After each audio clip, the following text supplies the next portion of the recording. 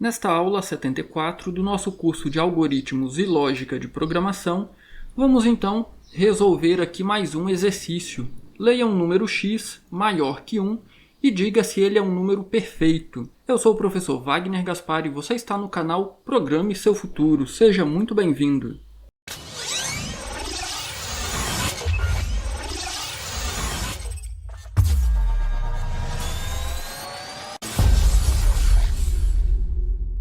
Para resolver este exercício, então, ler um número x maior que 1 e dizer se ele é um número perfeito, nós precisamos, primeiramente, entender, ter bem claro em mente o que é um número perfeito. Lembre-se sempre que se você não sabe resolver o problema com papel e caneta, na sua cabeça, fazendo contas, você não vai conseguir fazer o computador resolver este mesmo problema, ok? Vamos então entender de fato o que é um número perfeito. Dado um número qualquer x, nós dizemos que x é um número perfeito quando a soma de seus divisores, exceto o próprio x, é igual a x. Ok, eu sei, a princípio tem tanto x aí, divisores e soma, que pode parecer meio confuso. Mas vamos ver alguns exemplos para fazer com que isso fique mais claro na nossa cabeça. Vamos lembrar o seguinte, então. A soma dos divisores, exceto o próprio x, tem que ser igual a x. Vamos então aqui a dois exemplos. O número 6 e o número 28, eles são números perfeitos. Por quê? Veja o número 6. Os divisores do número 6 são os números 1, 2, 3 e o próprio 6. Mas, para ser um número perfeito, lembra da definição que nós vimos? A soma dos seus divisores, exceto o próprio x. Então, a soma dos divisores de 6, exceto o próprio 6.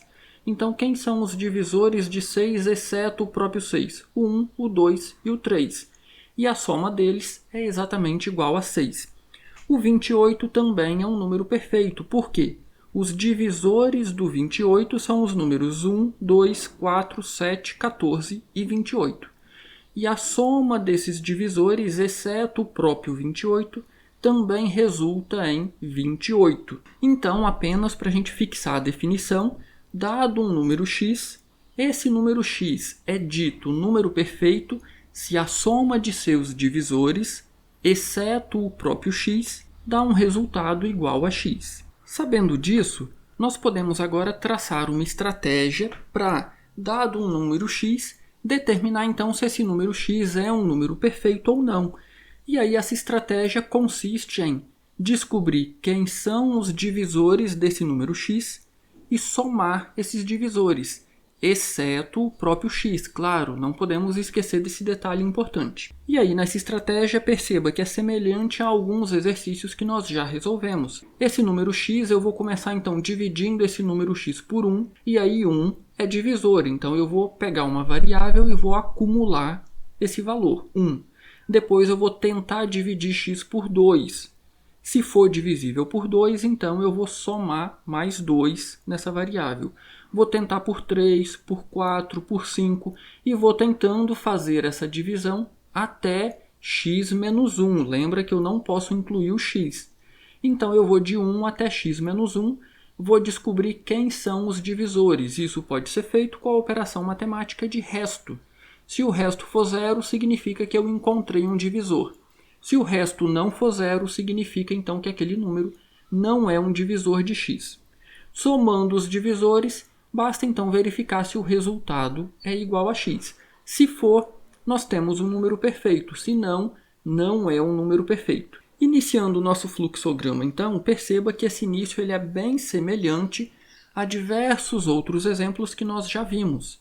Nós temos o início do nosso fluxograma, pedimos para o usuário digitar um valor x, fazemos a leitura desse valor e aí nós chegamos então na nossa primeira decisão. Perceba que o exercício pede um valor maior que 1, então eu preciso fazer essa verificação aqui. Se x for menor que 2, perceba que, se o teste for verdadeiro, eu escolhi para verdadeiro a saída direita. E aí eu volto então para a segunda instrução do nosso algoritmo, para a nossa segunda figura geométrica. eu vou pedir para o usuário digitar o valor novamente, porque o valor que ele digitou é inválido, é 1 ou menor que 1. Contudo, se o teste for falso, x é menor que 2, deu falso. Significa que o usuário digitou um valor válido, e aí nós vamos então dar continuidade ao nosso fluxograma. Aqui nessa parte agora, eu apenas reorganizei o nosso fluxograma na horizontal para fazermos aí um melhor aproveitamento do nosso espaço. E aí eu já acrescentei mais uma instrução, mais uma figura geométrica. Nós temos o início, pedimos para o usuário digitar x, fazemos a leitura de x e fazemos o nosso teste. X é menor que 2. Enquanto o teste for verdadeiro, perceba que nós temos aqui uma repetição. Enquanto esse teste for verdadeiro, nós vamos ficar presos nesse loop, nessa repetição, pedindo para o usuário digitar um valor x maior que 1. Quando o teste for falso, significa que ele digitou um valor válido. Aí nós já temos o nosso primeiro bloquinho de processamento. Nesse bloquinho de processamento, eu apenas estou inicializando duas variáveis. O valor x que o usuário digitou terá que ser dividido por 1, depois por 2, depois por 3, por 4, até x menos 1, correto? Então a variável que eu vou utilizar para gerar esses números será a variável valor, que eu já inicializei com 1. E nós vamos precisar somar os divisores, certo? Então eu criei uma variável chamada divisores e inicializada com 0. Então toda vez que eu encontrar um divisor de x, eu vou somar nessa variável divisores. Na sequência do nosso fluxograma, nós temos agora o nosso segundo teste e eu já vou começar a procurar pelos divisores de x. E a nossa variável valor começa com 1. Então eu vou fazer x% valor dá resta igual a 0. Se esse teste for verdadeiro, significa que valor é um divisor de x. Eu vou então fazer a nossa variável divisores receber o que ela já possui, mais o conteúdo da variável valor. Então é isso que faz a instrução divisores mais igual valor. Na sequência eu vou incrementar 1 em valor. Valor começou com 1, eu descobri que 1 é divisor de x. Agora eu vou para 2, depois para 3, para 4. Então é isso que eu estou fazendo neste próximo bloquinho de processamento, valor mais igual a 1. E aí nós chegamos em outra decisão, porque antes de repetir, eu preciso verificar se valor não é igual a x. Porque lembra, o x não entra no cálculo do número perfeito. Então, se valor for menor que x, eu vou sair então pela direita e vou voltar para o nosso segundo losango. Eu incrementei valor, então agora eu vou verificar se valor também é divisor de x. Se for, eu vou fazer o mesmo fluxo que nós fizemos. Divisores mais igual valor, vou somar valor novamente e novamente vou testar se valor é menor que x.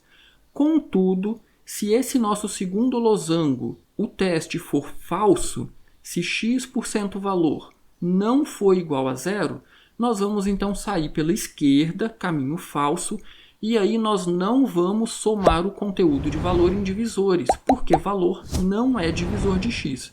Mas nós vamos incrementar 1 na variável valor. Por exemplo, pode ser que 3 não seja divisor de x, mas pode ser que o 4 seja.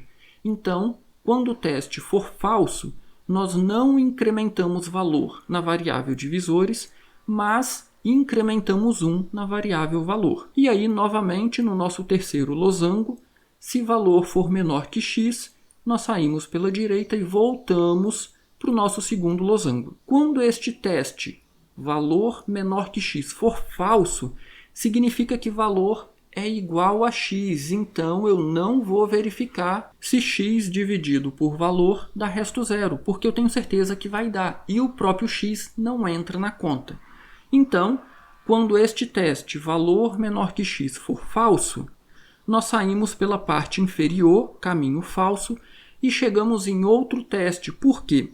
No terceiro losango, quando o nosso teste for falso, nós simplesmente quebramos a repetição, quebramos o nosso laço ou o nosso loop. Agora, eu preciso descobrir se o somatório que eu tenho na variável divisores é exatamente igual a x. E é isso que eu estou fazendo no último losango. Se divisores for igual a x, caminho verdadeiro à direita, e aí eu vou então imprimir na tela, é um número perfeito, e vou finalizar. Contudo, se o teste divisores igual a x for falso, eu vou sair pela esquerda, eu vou imprimir na tela, não é um número perfeito, e vou então finalizar. Se ficou qualquer dúvida, posta nos comentários que eu vou ter o maior prazer em responder. E aproveita, deixa seu like nessa aula e se inscreva no canal se você ainda não é inscrito. Nas próximas aulas nós vamos resolver este mesmo problema no ambiente de programação Scratch e na linguagem de programação Portugal. Nos vemos lá!